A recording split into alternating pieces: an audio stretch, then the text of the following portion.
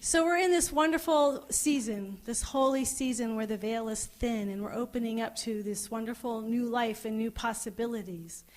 And as happens often with new life, it asks us to change. We can't stay the same person. And we forget that even as wonderful as that is, and as much as we want this new life and to become more expanded and more vehicles of greater and greater light, that means we have to let go of some things that are no longer serving us.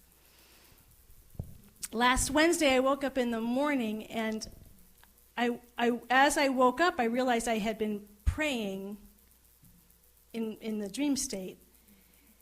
Now, I have a mantra that I use. A mantra is a phrase or prayer that you say over and over and over again. It's one I've been working on. Now, I don't know if other of you have, in trying to have a mantra, one of the challenges I've had over the years is I change it.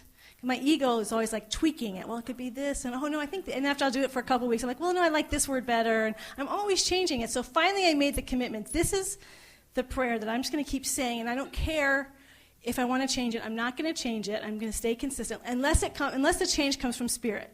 If it comes from you, but I'm not letting my own ego. So I've been doing this prayer for quite some time, and I really love it. I've really come to love it and feel like it's part of me. So when I woke up from this dream where I had been doing this prayer, it was almost exactly the same, but there were a few words changed. Now, I said I was willing to change it if Spirit said it, but I realized I didn't like that. I mean, I understood the changes. I had to go journal on it because it was upsetting me, because it was just like a little tweak. But I had gotten so used to and so familiar and so intimate with the prayer that I'd finally given myself to, that even that little tweak felt like it was really uncomfortable. And I, as I journaled, I could see why. I could see it because my intention always is to grow, is to be a greater vehicle and to let go of things that are limiting me. So I could see why the changes were offered or shared. And at first I was just going to ignore it.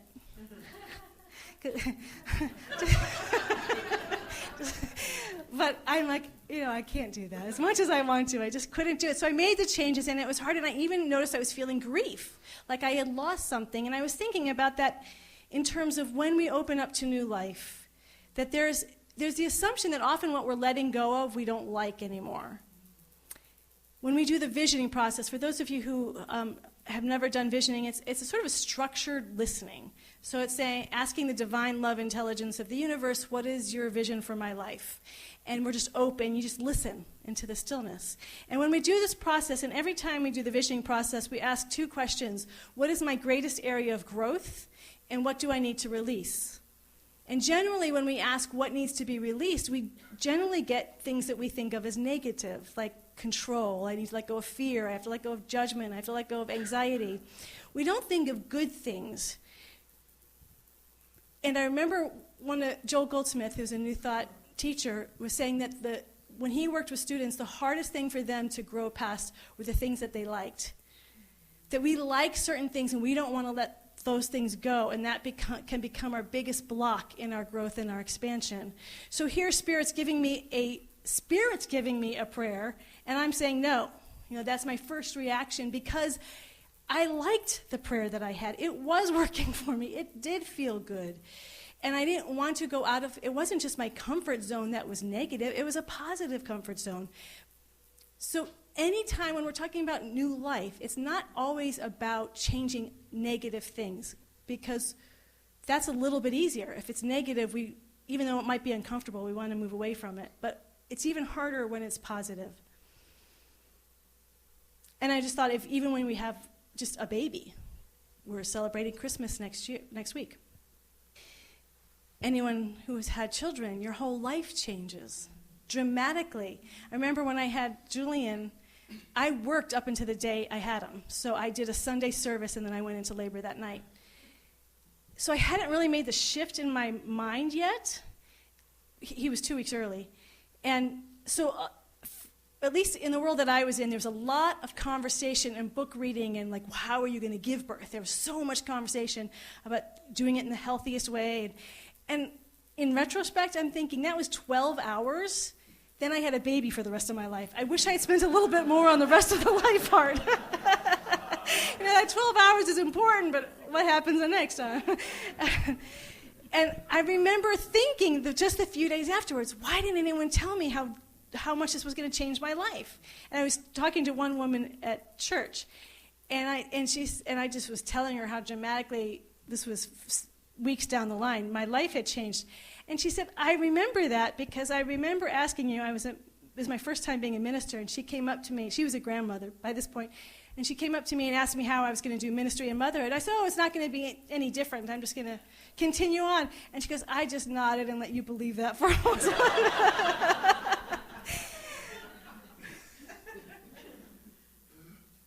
And it was hard. There's nothing more important to me than my beautiful son, Julian, our beautiful son, Julian. And the life I had before was good. It wasn't like I was giving up something bad. It wasn't like I'm turning a life I didn't like to a new life. And so I had to change dramatically. We had to change dramatically. And we were older parents, so we had really gotten established in our own individual lives. So it requires letting go. It requires trust. It requires willingness. And it requires us to be honest with ourselves. The talk title today is A Deep Dive into the Season. And when people use, that's an expression that I'm hearing a lot now, taking a deep dive. And when people use that, what they're referring to is it's easy to have really cool ideas up here.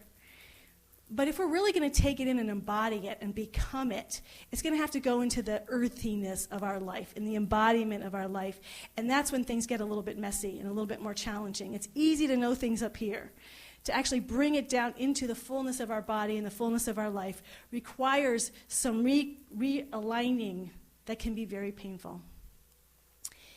The point about the prayer that I also wanted to make is sometimes births are big, like having a baby is a big shift. Changing a few words in a prayer feels like a small shift. And I'm saying this because as we've been in the season and you've been listening, you might have gotten little things like that, not a big new vision, or you might have a big new vision, but it might be little things that are coming. And to remember that even those little tweaks are absolutely essential. They may seem insignificant, but everything that Spirit is guiding to us has a reason.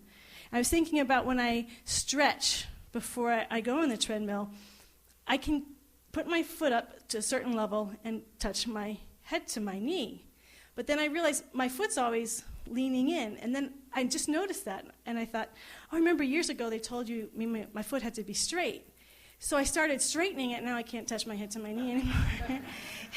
And it hurts a lot more. Like, that's why they told me to do that. And I thought, well, it doesn't make that much a difference. I could go back. But if I don't make that little change, then let's say the next change is for my foot to go up to the next higher level. If I'm out of alignment, if I don't make that little change that seems so insignificant, then making that bigger change isn't going to be possible. That even those little changes are opening up vehicles and ways for us to move into even bigger changes. So every little shift, if we're hearing from Spirit to make these little shifts, and then we just sort of poo-poo it because it's just like this little thing and it's not going to make much difference, it makes a difference. One of the reasons we engage with Spirit is it knows what it's talking about. And when we listen to it and acknowledge it and follow its guidance, we get more engagement. If we block it, then we are actually blocking our communication with Spirit because we've said no to it. So we have to keep saying yes. And if we say, like when I was journaling, I didn't say yes immediately. I'm always allowed to give my arguments. But I always lose. But I always give them anyway. I never give up. There was another aspect of this experience of waking up as well. So the first thing is birth, new life, creates change. It can be challenging, and we have to acknowledge that. If we only talk about the good stuff and don't recognize, like when I had the baby, I hadn't realized, I just wanted to be prepared. So I'm just preparing you. The other aspect about when I was waking up from this dream where I had been praying, I had been in a sort of ceaseless prayer, and as I was waking up, as I opened my eyes and I looked at form, I realized, this world is hard.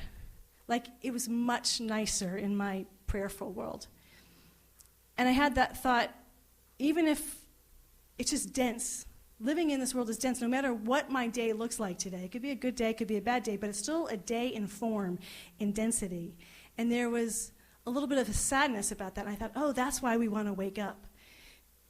Because we want to not see the density. When I open my eyes, I want to see God. I don't want to see the density. And again, it's like the Spirit's just like, you've got to get these messages. So then I had a dream last night, sort of furthering that on, saying what's creating the density, you will always be lost in the density as long as I see with dualistic eyes. The only way to free ourselves from this world, from the difficulties and the challenges of this world, is to raise our awareness to oneness. And we can't know oneness from just our human personality, because our human personalities are dualistic. Our minds are dualistic. We're always seeing either or. We're always comparing. There's better, there's worse, there's up, there's down, there's small, there's big. We can't help it. Our personalities, we're earthiness. We have that earthiness, but we also have the divine. And that's why when we keep our eye signal, I love that in the Hindu tradition, they ask you to meditate facing east, because they say the sun is always rising, and that's the Spirit's always rising in us. And so Yogananda would say our third eye, the single eye, is the eastern star. We're always following that eastern star, the three wise men following the eastern star, and keep our eyes single. Our whole body should be filled with light. It's amazing, all these wonderful correspondences between religions. But to keep our eyes single, we have to transcend the dualistic idea, because that's where we get all this incredible pain and suffering. And in order to do that, because our personalities and our minds tend to think in dualistic ways, it takes an incredible depth of surrender. We heard in that reading today of Reverend Michael about there just has to be a letting go of the ego. A letting go. We're always trying to manipulate and control because we're seeing things dualistically. And just to surrender into that, not into the conditions. We're not surrendering into the conditions and circumstances. We're surrendering into the divine transcendent self. Because that can do things that we cannot do of ourselves. That's when we open to intuitive awareness that we couldn't figure out with just our limited mind. I remember when I had Julian, he was moving into to the twos. So, no. That's not what I was thinking. I was calling myself out. So I knew I was supposed to be reading a lot of parenting books on how to be a good parent. And I kept thinking, well, when it comes up, I'll read about it. So there was a time when we were in Virginia, and he threw himself on the ground. He had a temper tantrum. He's just like, ah! And I remember this was no technique. I didn't learn about this. I just sat there and stared at him because I had no idea what to do. I'm just saying, I just stared. I'm like, so I just said, I surrender this to you, God. And I literally did, because I was clueless. I had no idea what to do. And he just stopped, and he looked at me, and he never had a temper tantrum again. Seriously, he never had temper tantrums. But I surrendered it to a higher power. I didn't do techniques. I wasn't trying to learn things. This is the right way I just trusted Spirit with my whole being in that moment, because I had nothing else to hold on to. I had no technique in my head to work with. I had no knowledge, so I had to surrender it all. And Spirit is everything. It is the source of all things, which is why so many people who can be very simple, who may not have the same education, and yet they are so extraordinarily wise because they're so tapped into that infinite love intelligence of the universe. When we are tapped in, it does not matter what your education level is. It does not matter any part of your history. Tap into Spirit, and you are tapping in to the infinite love intelligence that knows everything, that is the source of all life. I even admire someone like Yogananda. Hated school. He was forced to go to college by his guru, and he didn't show up for exams. He never went to classes, and he hated it. We'll put it that. He graduated barely. And yet, if you read his autobiography, he's reading all the latest scientists, and he's talking about what's happening, and his mind, because he's opening from Spirit, he's learning this all from a completely different way. And it's very intellectual and very beyond what most people are thinking. It's coming from Spirit. Spirit has everything that we need. It has everything that we need. It has everything that we need. I got this even more from there. I have an inspirational mother in Livermore. We were playing baseball, and there was a woman walking around, and someone elbowed me and said, she has 12 children. And I said, no, she doesn't. I don't know if people had 12 children anymore. But it wasn't that.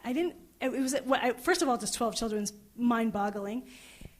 But it was the way she was walking around, and she was so calm and talking to people and just so friendly. And I'm like, there's no way that person has 12 children.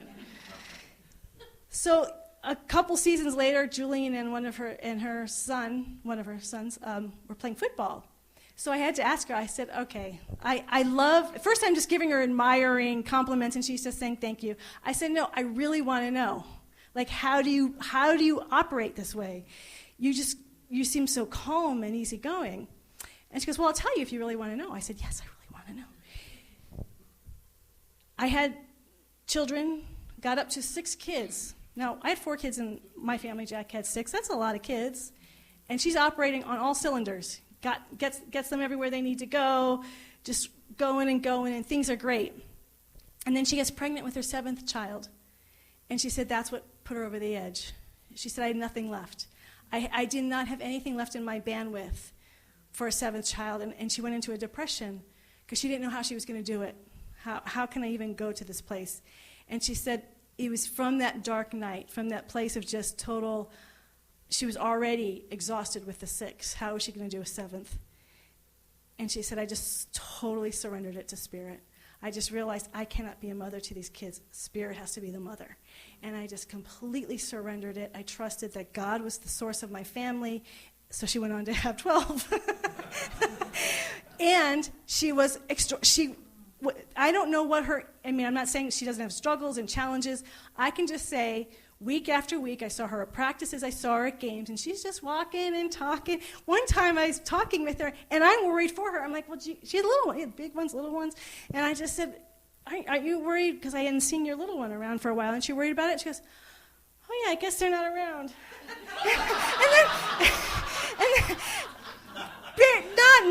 Sometimes your heart starts pattering, no sense of that. And she just calls her other child over, hey, will you go find so-and-so? And they did. And then her oldest child, who was 27, was playing football on the sidelines. They had the game on, and then her older son was playing football with one of the teenage ones. And they were all just interconnected, and she just trusted all of it. She was in total and complete trust because she knew she couldn't do it. And that's the greatest place we want to be, is just beyond the place where we think we can handle everything. When we think we can handle everything is when we're in trouble. Right? Because we think we got it. So this life of surrender, this oneness, that's what's calling us deeper. There's this. When I heard you sing it this morning, Jack, that was the words that really hit me today. Because it talks about being in the dark night of the soul. And we should have those words written out. They're really great words. And as in the dark night of the soul, and there's nothing left to do but surrender. If we're going to bring in this new life, I wasn't prepared for Julian. I was doing ministry to the day he was born. I had to surrender. I had to keep trusting that there was something within me, and not just within me, but people would give me the advice or the wisdom that I needed moment to moment. He's ended up at the perfect school. I didn't plan that, but I just surrendered. I was visioning. I was constantly listening. What's God's highest ideal for Julian? What is the highest ideal for Julian? What's the highest ideal for Julian? You keep asking, and Spirit's going to answer. But if we already have a sense of what we think we know is best for ourselves or for somebody else, then we're not available to Spirit. So this is the whole power of the time as we're in this wonderful time of pilgrimage and we're listening. It's listening with total surrender and abandonment. And even as the things get challenging, I trust. Even as I'm being guided in ways that don't always make sense to me, I'm trusting. I'm still saying yes. Every message that we're getting is essential and a gift.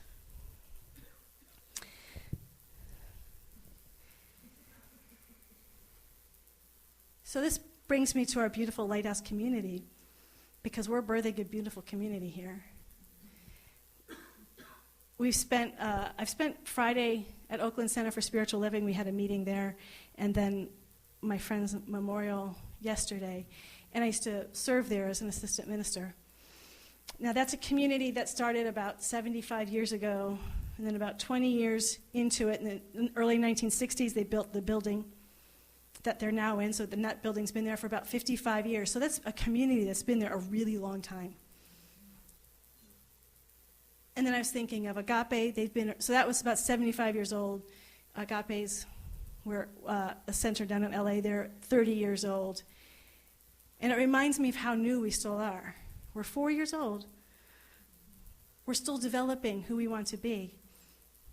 And it's exciting, the energy that I'm feeling, since we had services, for those of you who don't know, on 2nd Street, which is a lovely, and this energy in that space is lovely, but it's nothing like here. And since we've moved in here, it feels so welcoming, and it feels like our space, our home, it fits us.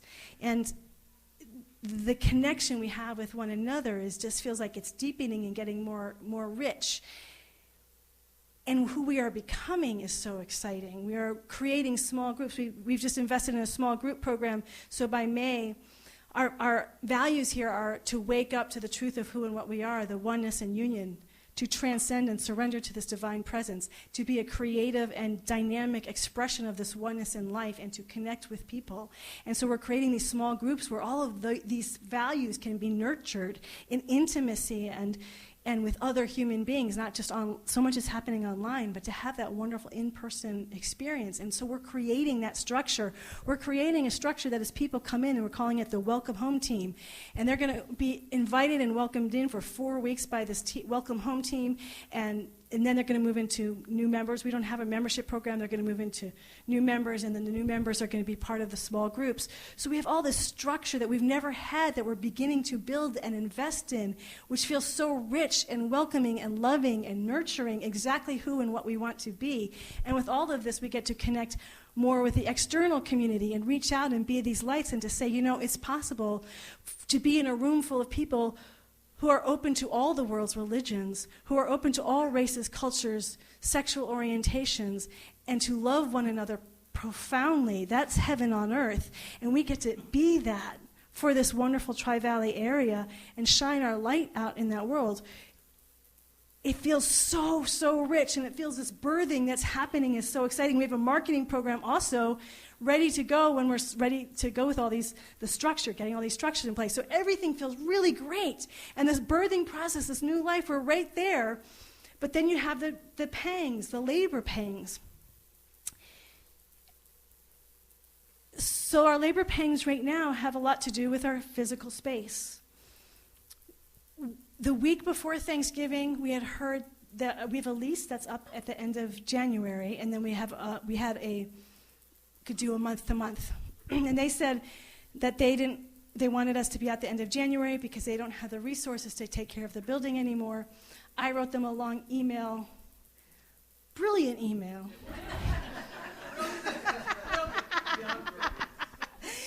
That we should be here to the end of June because we needed more time. We're still figuring out what would happen. And so just this past Tuesday, we heard back from them, and so that this building is owned by 2 organizations, United Church of Christ and Disciples of Christ. Disciples of Christ take the lead on it. We heard back from the main person from that organization, and they said they had their executive board meeting, and they just couldn't do it. So we either need, by the end of January, to leave the building or move towards finding a way to purchase it. We have an extraordinary board. We have our beautiful angel, Alan, who showed up, a realtor with so much experience. He is our advisor. We met with this gentleman on Friday in Oakland, talking about what the possibilities are. There are possibilities. And we'll talk about that later. I don't want to get into the logistics. I want to talk about the emotion of it. When I heard it, I was sad. When I heard, because I love this space, and no matter, if we had to June, it felt like that gave us some time and patience to work with all sorts of things. But now suddenly everything is sped up. There's the holidays coming up. They're already here. Hanukkah and solstice, Christmas. What are we going to do? Whatever, emotionally, I'm not speaking about logistically. Emotionally, I just felt, whatever our options were, it felt overwhelming. It felt overwhelming to come up with how are we going to make it work here. If we decided to not be here, finding another space that's as inviting and as welcoming as this one, the time, the energy, the financial investment, and I felt like, wow, just as we got all these new things, structures that we've invested in and we're so excited about, now we got this whole building challenge of where we're space. And so I was being with that, this new life that's happening, And I see all the possibilities, but I know surrender's at the heart of it. I know surrender and listening to say that we're being offered an opportunity in this new life. It's not an accident. As we're moving into new life, we have to surrender. We're being invited to surrender even more who we are as a community and what we are becoming. And do we believe passionately and strongly in what this community is? Because when we are anchored in that oneness, it almost doesn't matter what our space is. Many of you already know this, but I'm going to share it with you anyways. When I was on the Agape staff for 3 years, and during a lot of that period, it was moving buildings from Santa Monica to Culver City. That was a very difficult change for the whole community. And by this time, it was already a mega community, so there's thousands of people that were involved. There was such financial pressure. So we say, oh, well, we're a small community. We don't have the financial. It doesn't matter, big or large. When you're moving, you have all the financial considerations. There were times when the staff didn't even know if we were going to get paid. We always were, but there was the anxiety of it. There's always the fear that comes up. We were in different spots because we had to leave one building. We had run out of space there, but the other building wasn't done, so we had to find a temporary place. And then when we moved into the new place, it was still under construction. So as staff, we were being moved all over the place, dust everywhere, construction everywhere. This is our daily work. Tensions are high between the board and the staff, and how are we going to get all this done? It went on for quite so long. And then, not to make it even more intense, there was no place to do services. So to do services, and Agape was big enough that they needed always the biggest hotel rooms, which they couldn't rent out on a regular basis. So they had to rent out all over LA, calling every week, the administrative offices, calling to find places to do services for Sunday mornings, for Wednesday evenings. We never missed a service, but in order to know where the service was, you had to call in, where's service tonight? And people did. People kept showing up. Wherever that service was, you had to follow it. Where are you today? And Reverend Michael, who had this ability to turn everything into beauty, this is the oneness, this is knowing who we are. He just said, well, we're just the mobile blessing unit. Wherever we go, we bless people. And people loved that and felt the joy in that. So there was but there was the challenges too. The people running it, I'm not saying it was all easy, but it worked because the community knew who we were. We stood in that. We stood in no matter how many challenges and difficulties there were, that oneness, that wholeness of what we stood for, no matter where we were, no matter what hotel we were in, no matter what building we were in, even if there was construction happening in the same building we were having services for a while, it didn't matter. And this wasn't a short period of time, this was a long period of time. But the community knew who it was. Not only that, one of the things we've talked about in the board, it's not only getting to the end result, is how we get there. The consciousness with what we get there.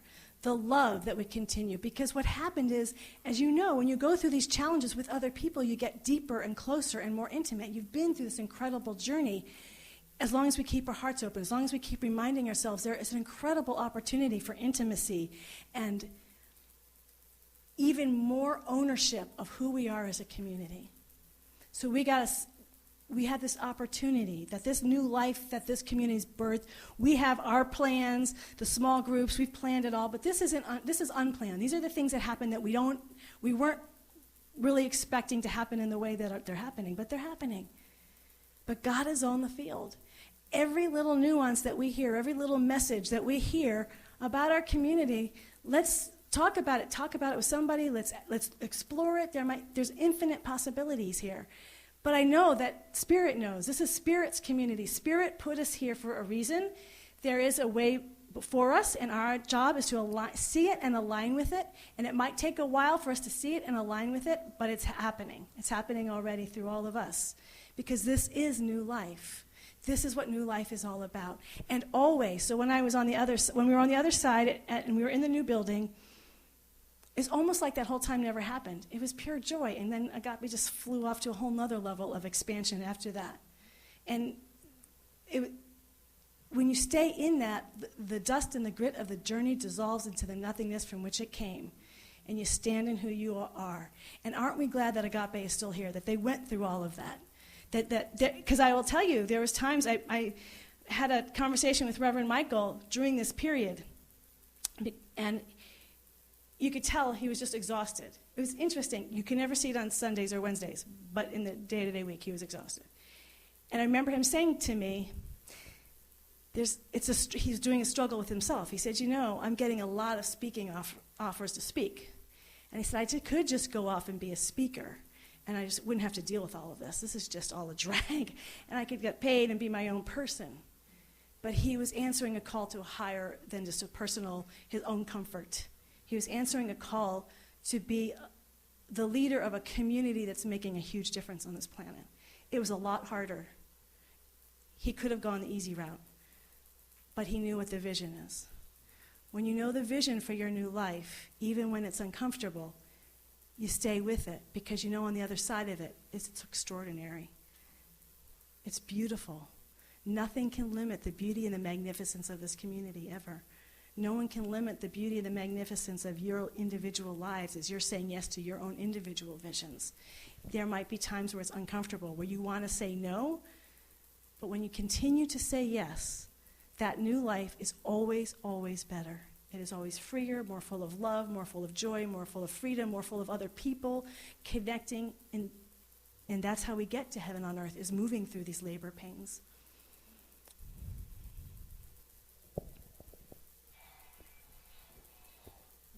I agree.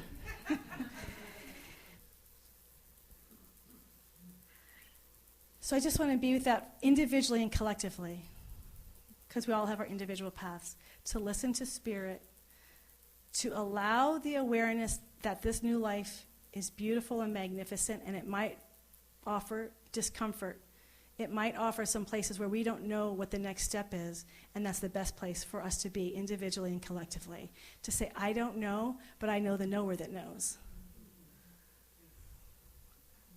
I don't know, but I know the knower that knows. And what does that actually demand of us?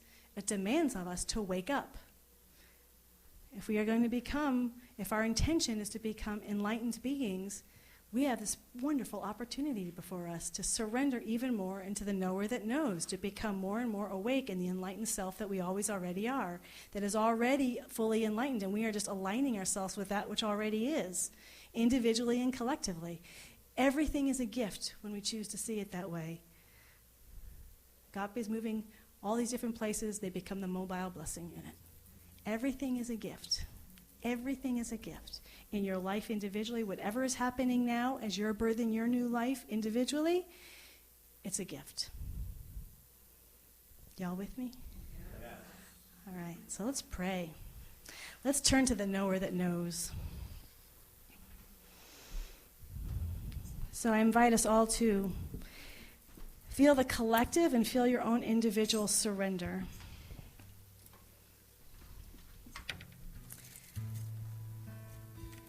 We surrender. We let go. We open and we trust this wonderful infinite love intelligence of the universe. There are many names for this presence.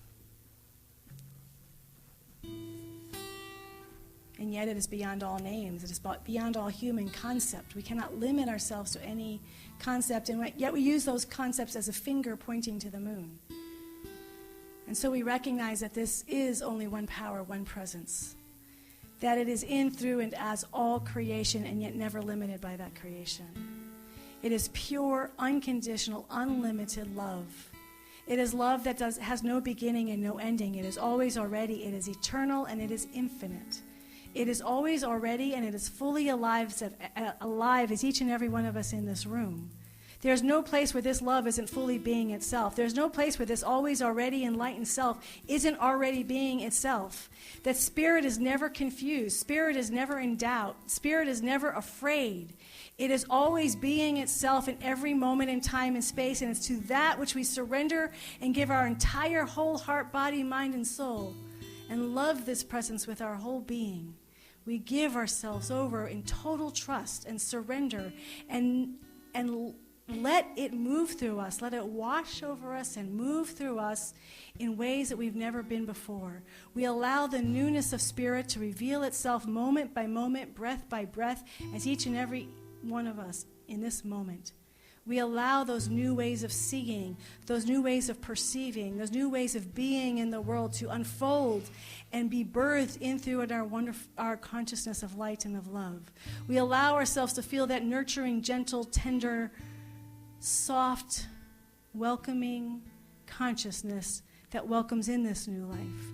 We allow ourselves to feel that warrior strength to know the truth as we welcome in this new life. We are the Mary and the Joseph of this new life that's being birthed into form even now. This beautiful Christ light, the individualized expression of pure spirit. We allow ourselves to let go and to let go and to let go into this wonderful, vast love. The more we let go, the more we keep our eye single, we know heaven on earth even now. We let go of the duality. We let go of seeing, comparing, judging. There is only one. There's only one thing happening in this room. There's only one thing happening on this planet, and that is God. There is no place where God stops and something else begins. There is only God. There is only God. And it has sourced you from your very beginning, and will continue to source you into beautiful, glorious heights as we say yes. We celebrate and give thanks for this beautiful community. We know that we are guided and directed by this one life and this one power in every step, in every way, every person, every resource that is coming forth, we say yes to. We allow all the new ideas to pour forth. We allow the possibilities to become form in the ways that are the highest and best for this beautiful lighthouse community, for the Livermore community, the Tri-Valley area. We are saying yes to the calling. And we are saying yes, knowing that as this calling is God's calling, all of our needs are met. All the resources are fulfilled even now. We let go of knowing the how, and we just know the what. And the what is that we are here as a gift, and that our perfect space is already available to us, whatever that looks like, however that unfolds, it is perfect. It is for all of our highest good. And even as we go through this process, I know there are so many spiritual communities of all denominations and religions going through transition all of the time, and we hold them and bless them in their transitions. Spiritual communities are needed. Conscious spiritual communities of unconditional love, of all inclusivity, are needed on this planet more than ever. We are needed. We are here. We have said yes, individually and collectively. May our lives be that wonderful expression individually, and may this community continue to be God's will on earth as it is in heaven. Mm-hmm. Thank you, God. I release this word into the law of life, knowing that as it is spoken, it is done. And we say together now, so it is. Amen. So it is, and so it is, and so it is. Amen.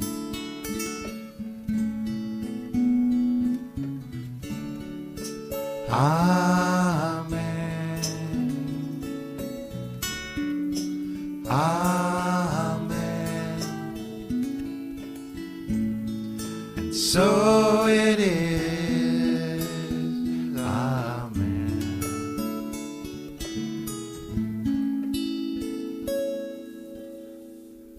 Amen and amen.